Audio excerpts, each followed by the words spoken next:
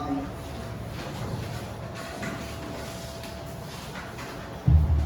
Amados, com gentileza, Filipenses capítulo 4.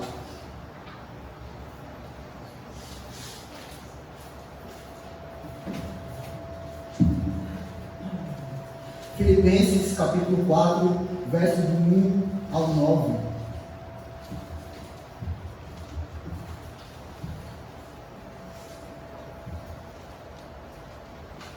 Diz assim a palavra do Senhor em Filipenses capítulo 4, verso do 1 ao 9. Portanto, meus irmãos amados e muito saudosos, minha alegria e coroa, sim, amados, permanecei deste modo firmes no Senhor. Rogo a Evódia e rogo a Sintique que pensem concordemente no Senhor. A ti, fiel companheiro de julgo, também peço que as auxilies, pois juntas se esforçaram comigo no Evangelho. Também com Clemente e com os demais cooperadores meus, cujos nomes se encontram no livro da vida. Alegrai-vos sempre no Senhor. Outra vez digo, alegrai-vos. Seja a vossa moderação conhecida de todos os homens. Perto está o Senhor. Não andeis ansiosos de coisa alguma. Em tudo, porém, sejam conhecidas diante de Deus as vossas petições pela oração e pela súplica, com ações de graças. E a paz de Deus, que excede todo o entendimento, guardará o vosso coração e a vossa mente em Cristo Jesus.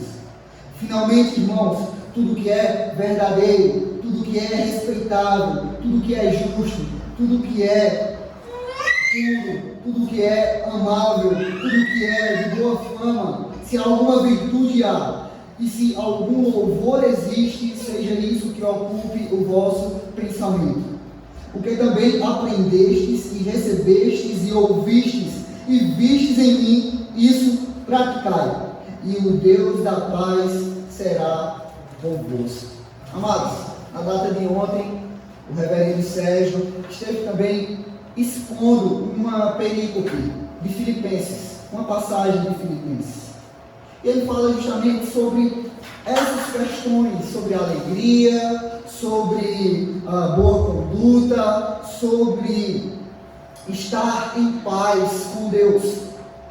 E a carta aos Filipenses vai tratar justamente sobre essas questões. É a carta que nós conhecemos passagens famosas, como: porquanto para mim o viver é Cristo e o morrer é lucro. Vivei por modo digno do Evangelho. Passagens também como: mas o que para mim era lucro, isto considerei perda. E mais: irmãos, no caminho não julgo havê-lo alcançado, mas prossigo para o alvo, para o prêmio da soberana vocação em Cristo Jesus. E passagens como: tudo posso naquele que me fortalece. Ou seja, a carta aos Filipenses é uma carta rica em conhecimento, rica em instrução, rica da palavra do Senhor como inspirada. Amados, quando o apóstolo Paulo escreve esta carta, ele está preso em Roma e tinha recebido a visita de Epáfras, representando a igreja de Filipos, trazendo uma oferta e informações a respeito da igreja. Essa carta é considerada um recibo de Paulo para a igreja, dizendo: eu recebi a oferta, muito obrigado. E ele aproveita para orientar a igreja em diversos assuntos que lhe foram trazidos por Epáfras. Sem sombra de dúvidas, uma das questões nas quais a igreja de Filipos precisava de orientação era como enfrentar a ansiedade e a angústia. Tema relevante. Tema que talvez a nossa mente possa parecer não tão relevante, mas é um tema de total relevância. o apóstolo Paulo vai tratar essa questão. Os evangelhos, as escrituras vão tratar esta questão. Amados, e eu estou persuadido disso. Nós devemos lembrar que naquela época os cristãos tinham problemas similares aos nossos. Eles também sofriam com problemas de enfermidades, doenças, dor, contrariedades. As coisas nem sempre caminhavam como eles queriam. Eles tinham, contudo, um agravante, além dos problemas que já tinham, que eram as constantes perseguições, o assédio pendente da polícia local, as acusações dos judeus e mais tarde dos romanos, de que eles adoravam outro rei ou serviam a outro senhor que não a César. Portanto, a busca por viver em paz, no meio de um ambiente cuja pressão era tão grande, marcava os cristãos do primeiro século. Não é sem razão que boa parte dos livros do Novo Testamento tratam dessa questão, de como viver em paz. E é sobre isso que eu gostaria de tratar. Como ter paz no coração. Como viver em paz, amados. Vejamos. Aqui no capítulo de número 4, o apóstolo Paulo caminha para o final da carta, trazendo algumas orientações. Vejamos, ele pede unidade de duas irmãs, verso de número 2. Ele pede a unidade entre essas irmãs, que aparentemente não se picavam. Está aí no verso número 2, Evódia e Sintique.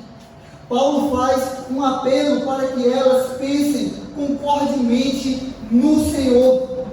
Depois ele traz uma palavra a Epáfras, ao bispo Epáfras, e diz o seguinte: companheiro de julgo. Ele pede também que auxilie as irmãs a andarem juntas. No verso número 4, ele pede que elas vivam sempre, os filipenses vivam sempre alegres. Alegrem-se sempre no Senhor, sejam moderados. Verso número 5.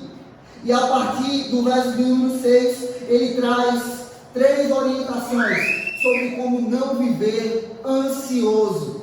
Como eu disse, tema de muita relevância. E como experimentar paz no coração? A primeira orientação é orar. É isso que nós temos trazido nos cultos de oração. Palavras com respeito ao orar. O povo do Senhor está em oração diante do Senhor. Verso número 6, olha aí na sua Bíblia, amado. Não andeis ansiosos de coisa alguma. Em tudo, porém, sejam conhecidas diante de Deus as vossas petições, pela oração e pela súplica com ações de graças. E a paz de Deus, que excede todo o entendimento, guardará o vosso coração e a vossa mente em Cristo Jesus. Ele se dirige aos irmãos e proíbe que eles andem ansiosos. Não andeis ansiosos de coisa alguma, filipenses. A ansiedade em si não é pecado, mas o viver ansioso talvez seja. Há uma ansiedade que é resultado de problemas físicos, de constituição. Tem gente que tem uma índole ansiosa, os fleumáticos. Tem gente que precisa de fato de orientação médica por causa da ansiedade. Mas boa parte da ansiedade tem um fundo espiritual. É falta de confiança em Deus. É falta de confiança em Deus. É falta de descansar no Deus que é soberano, que é todo poderoso, e deixar o futuro, as consequências na mão do Senhor. Por isso, Paulo trata a ansiedade, como eu estou dizendo, nem toda ansiedade ela é consequência do pecado, mas trata o viver ansioso como sendo pecado. Ele não usa a palavra é pecado, mas ele entende que viver ansioso, porque a palavra aqui, não andais ansiosos, é um imperativo no grego. Então ele entende que viver ansioso, isso é pecado. Então viver ansioso, além de ser ruim para todo mundo ao nosso redor, não é bom viver com gente que vive ansiosa. A pessoa fica irritadiça, a pessoa fica talvez abatida, pavio curto, discute por tudo, diz coisas, toma decisões precipitadas, não dorme de noite. Além do sofrimento que ela tem, ela traz problemas para os outros. Então a orientação da Bíblia, amados, é: não vivam ansiosos. E não vivam ansiosos, diz aqui, de coisa alguma. Eu estou persuadido que Paulo diz: não andem ansiosos de coisa alguma, porque as pessoas que procuram se justificar dizendo: mas presbítero, mas irmão, meu caso é muito grave, o que eu estou enfrentando é muito grave, é uma situação que o Senhor não consegue nem se colocar no meu lugar. Talvez por isso Paulo colocou aqui, amados: não viveis ansiosos de coisa alguma. É de coisa alguma, amados.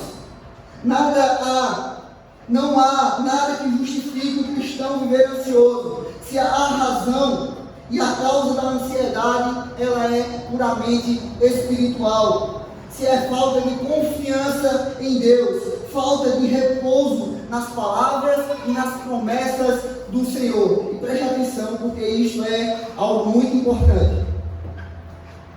O que devemos fazer então para não vivermos ansiosos? Paulo diz, verso número 6: sejam conhecidas diante de Deus as vossas petições, pela oração e pela súplica, com ações de graças. Em vez de viver ansioso, ore, trate diante de Deus aquilo que lhe aflige. Ele diz aqui: petições são pedidos, e todos nós temos, que você traz diante do Todo-Poderoso. Petições. Oração, que é a palavra grega mais utilizada para o ato de orar, que significa simplesmente chegar diante de Deus e abrir o coração. O cristão, remido pelo Senhor, eleito por Cristo Jesus, ele tem que ter a disposição santa de se colocar diante do Senhor e de desenvolver uma vida de oração. As Escrituras dizem: desenvolvei a vossa salvação, como foi pregada lá no culto no Calvário, na data de ontem. Desenvolvei, digo eu, a vida de oração, amados. Como cristão, é inadmissível que um cristão salvo por Cristo Jesus não tenha uma vida de oração. Desenvolvam uma vida de oração, de intimidade com Cristo Jesus. E sempre quando eu estou refletindo sobre essas questões, eu entendo que se eu não desenvolver, se a pessoa que se diz cristão não desenvolver uma vida de oração, ela pode ouvir de Cristo Jesus: eu não vos conheço. Talvez a pessoa está enganada na igreja, se diz cristão, ela opera obras, faz milagres, mas ela não tem uma intimidade com Cristo Jesus. Isso me faz lembrar as palavras de Cristo Jesus: eu não vos conheço, apartai-vos de mim. Intimidade com Cristo Jesus. Nós temos falado aqui, eu acredito que o ministério do reverendo Ilan tem se pautado nessa questão, na pregação do Evangelho, em que os irmãos desenvolvam a questão da oração. Nós temos tocado nessa pauta, o culto de oração voltou, amados. E nós precisamos desenvolver uma vida de oração.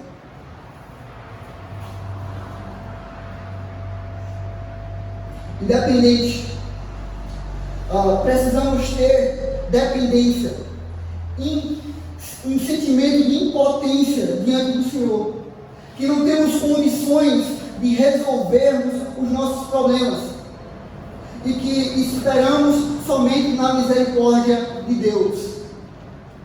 Aqui, amados, nós precisamos entender também que é com ações de graças, o nome já diz, antecipadamente, agradecendo a Deus, que Ele escuta e que Ele está pronto para nos ouvir, para fazer a sua vontade em nossas vidas. Boa parte da nossa ansiedade é porque nós não oramos, irmãos. Você se sente muito ansioso, você se sente muito sensível, como dizia o professor Robert, falecido já. É momento de jejuar, é momento de buscar a presença de Deus, é momento de buscar o Senhor que opera a paz, e é o Deus da paz, irmãos, e Ele está pronto para nos ouvir.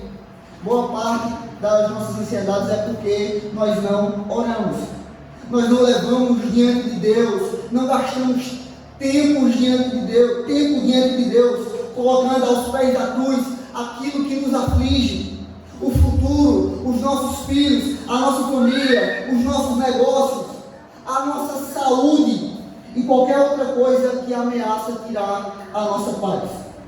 Primeira orientação, então, do apóstolo Paulo: ore, busque a Deus, gaste tempo com Deus. E eu tenho dito aqui no culto de oração, precisamos gastar tempo com Deus.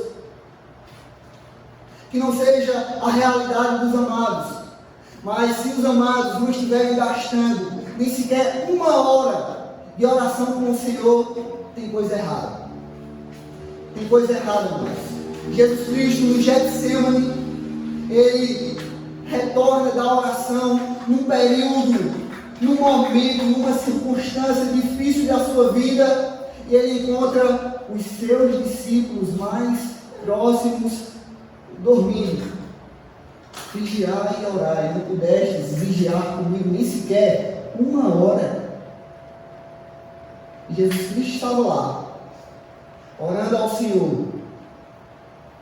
O seu suor se tornou como gotas de sangue. Certamente muitas horas, certamente um período longo de oração. Coloquemos diante do Senhor as nossas orações. Desenvolvemos uma vida de oração. Primeira orientação muito importante é esta, que devemos orar. Primeiro, vamos entender, irmãos, uma coisa. Olha aí. Olha a promessa que ele faz no verso número 7. E a paz de Deus, que excede todo o entendimento, guardará o vosso coração e a vossa mente em Cristo Jesus. Primeiro, vamos entender o que significa a paz de Deus. A paz de Deus aqui é diferente da paz com Deus. A paz de Deus é diferente da paz com Deus. Paz com Deus, ela não é resultado da minha vida de oração, da minha oração. É o resultado de que Deus não está mais em guerra comigo. A inimizade foi quebrada. Justificados, pois, mediante a fé, temos paz com Deus. Então, isso significa paz de Deus. Paz de Deus é o resultado, paz com Deus, digo, é o estado de justificação, em que Deus não considera-nos mais culpados. Ele já justificou-me de todos os meus pecados, passados, presentes e futuros. Ele me considera justo diante de Cristo Jesus. E a justificação é justamente isso. Deus nos considerar justos. A justiça de Cristo está sobre nós. Então temos paz com Deus. Meu relacionamento com Ele é um relacionamento de paz. Muitos, preste atenção, porque muitos não conseguem compreender o que significa paz com Deus e vivem uma vida em constante conflito. Hoje eu estou salvo, pequei, perdi a salvação. Hoje eu estou salvo, pequei, perdi a salvação. Então eu estou persuadido, eu entendo que compreender essas questões são importantes para o estado da nossa fé, para o estado do nosso espírito. Precisamos estar diante do Senhor como pessoas, como cristãos que têm paz com Deus. Algumas vezes o reverendo Ramos salientou essa questão de que a doutrina é importante, de que a doutrina reformada é importante, e de fato é. Eu estou persuadido disso. Uma doutrina saudável produz resulta em uma vida saudável. Se você tem uma doutrina saudável, você tem uma vida saudável. É importante nós considerarmos estas coisas. Mas a paz de Deus é um sentimento, é uma emoção. A paz de Deus que é mencionada aqui no texto é uma emoção, é você sentir-se bem, é você sentir essa paz com Deus, uma tranquilidade no seu coração.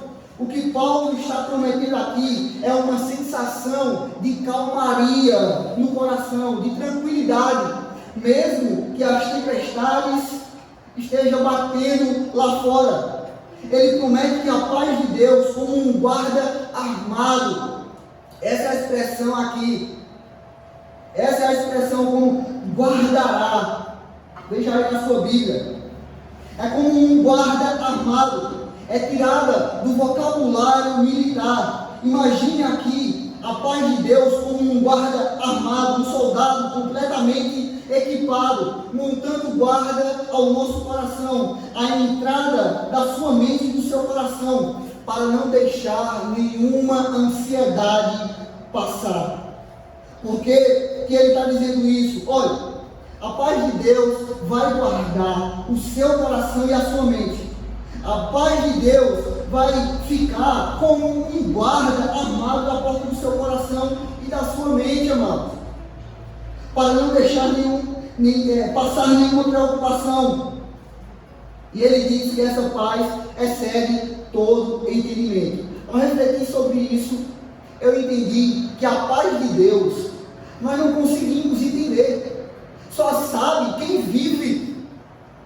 Essa é a paz de Deus. Estamos passando por uma tribulação, estamos passando por um momento angustioso nosso, mas estamos em paz, porque ela excede todo entendimento. E às vezes eu já me peguei pensando o seguinte: não consigo entender como é que eu estou em paz. E não é somente paciente, mas é paz, é a tranquilidade que Deus opera em nossos corações, amados. A paz de Deus vai ficar como um guarda na porta do nosso coração.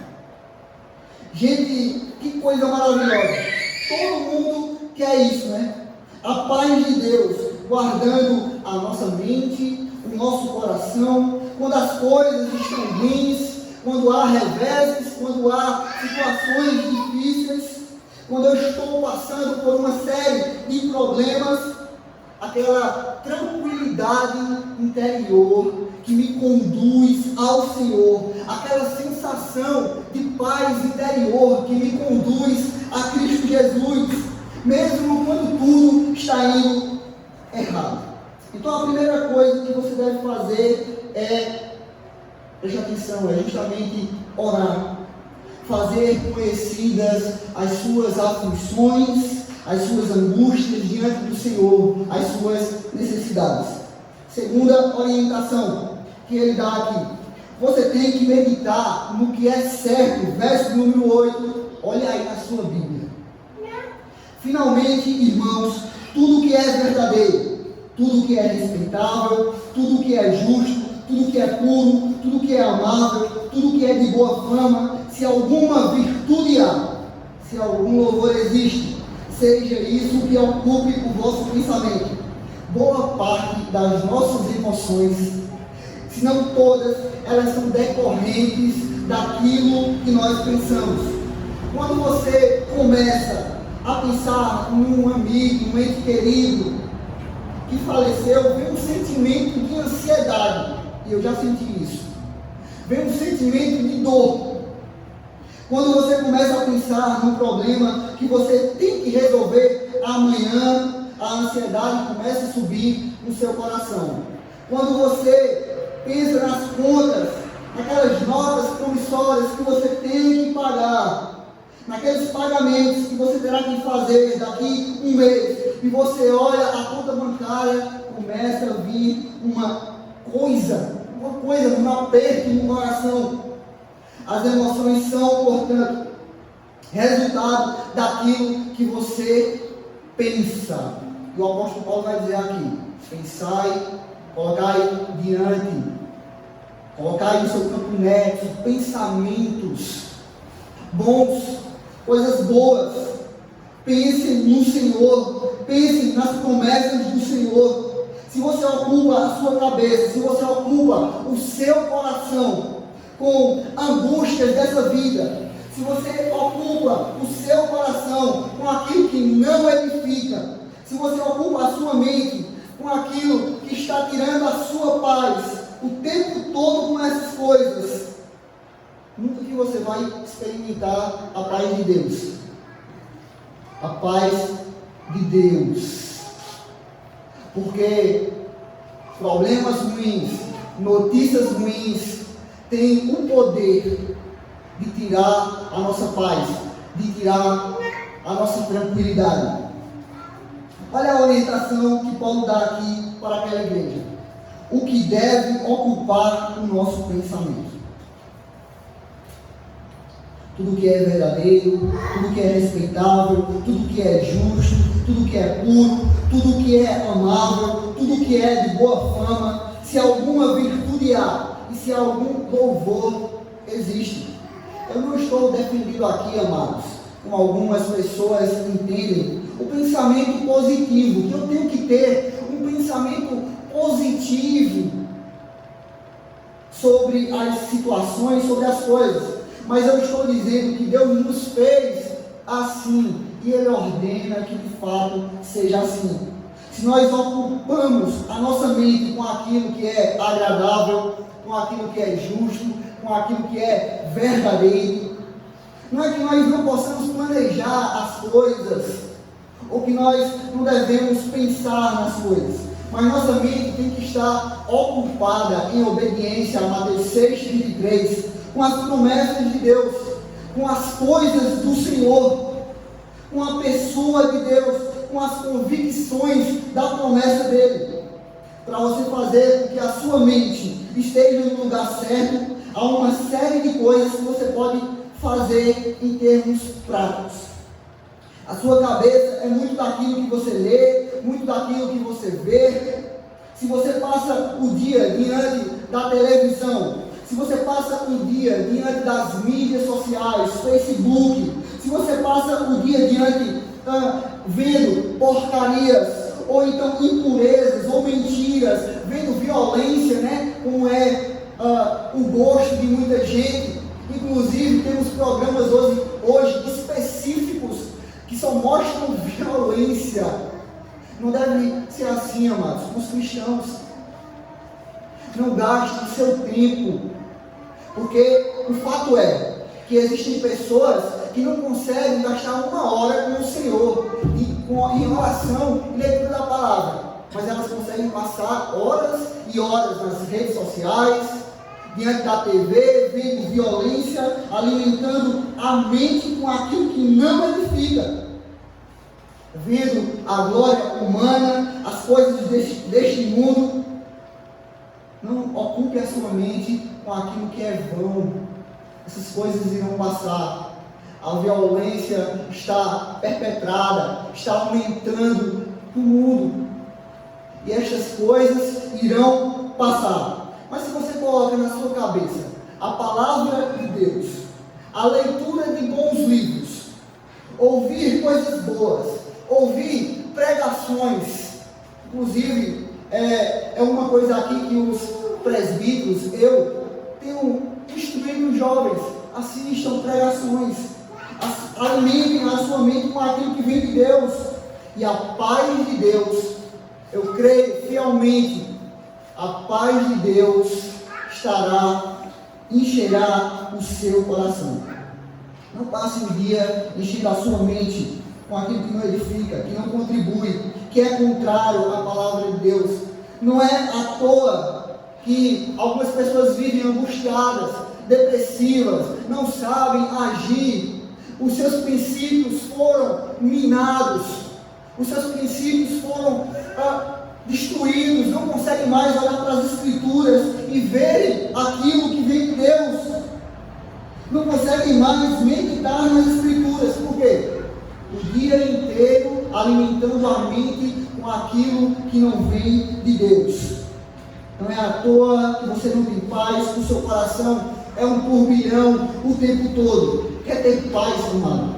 Preste atenção, quer ter paz com Deus? Primeiro, ore. Segundo, pense. Coloque coisas boas no seu pensamento.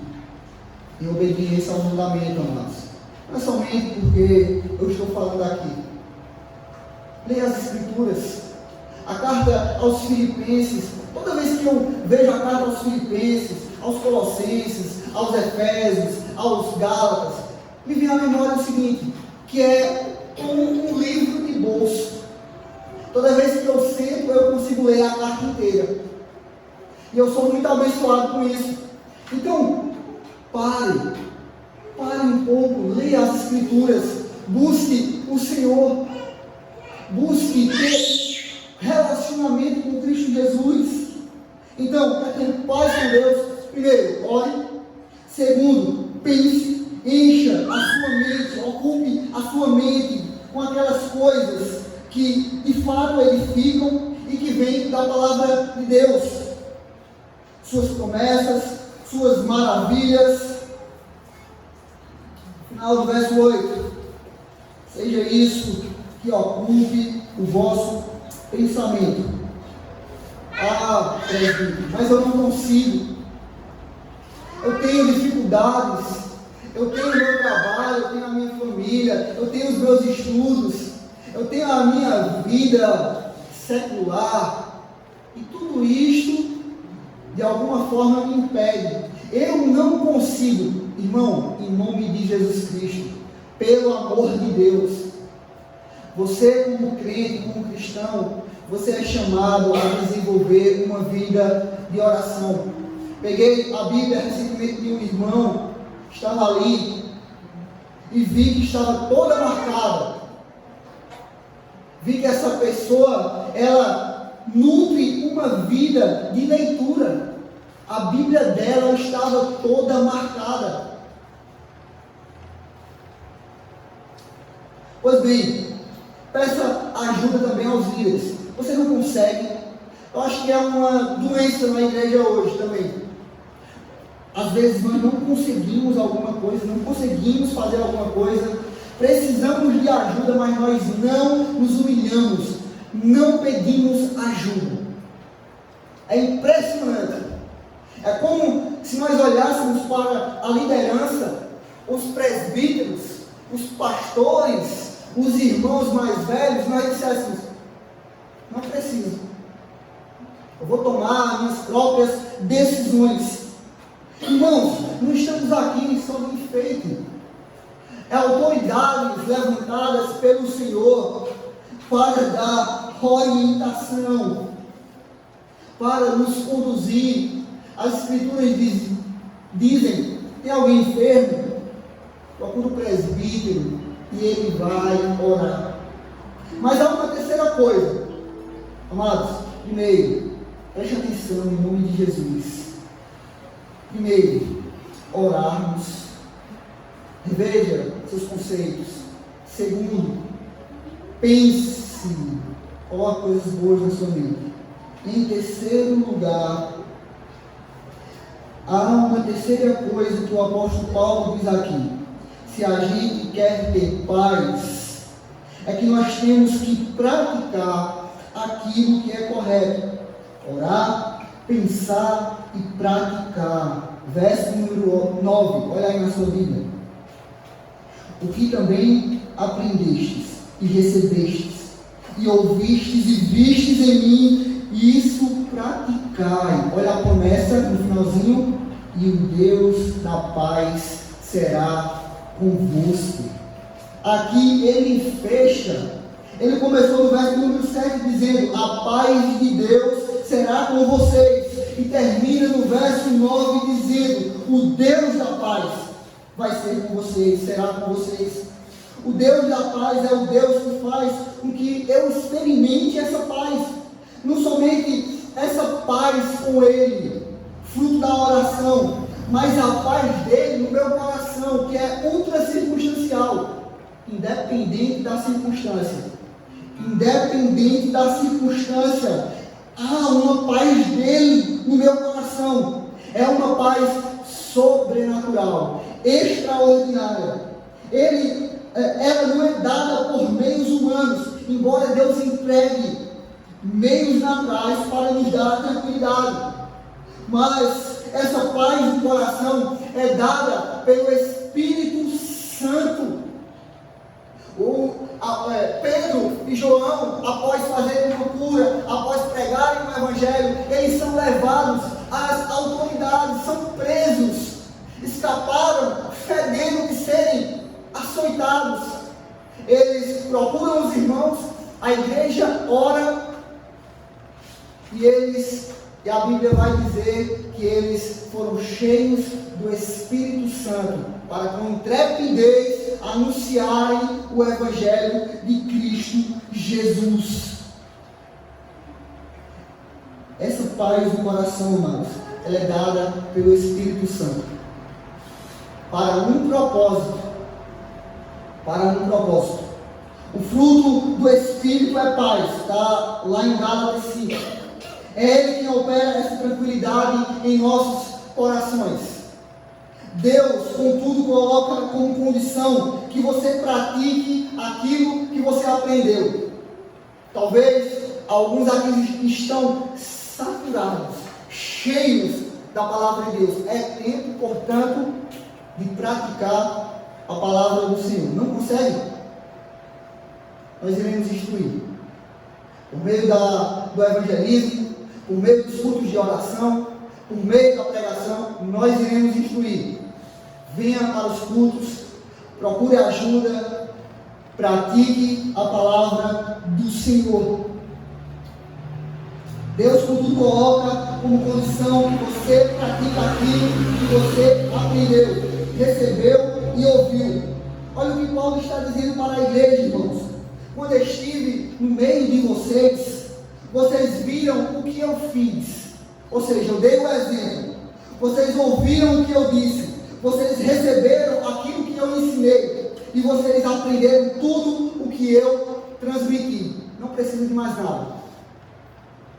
Ele fez tudo. Ensinou, instruiu, transmitiu. Façam isso, pratiquem estas coisas, e o Deus da paz será com vocês. Caminhando para o final, a razão pela qual muitos crentes vivem ansiosos é que eles não praticam a palavra de Deus. Eles sabem de cor e salteado, conhecem o beabá evangélico, mas eles não colocam em prática. Eles não colocam em prática. Eles sabem que determinadas coisas não devem ser feitas, fazem mesmo assim. Eles sabem que algumas coisas precisam ser feitas, Por exemplo, perdoar, esquecer, dar a segunda face, amar o próximo como a si mesmo, se submeter mutuamente, ser obediente às autoridades superiores, se submeter ao senhorio de Cristo.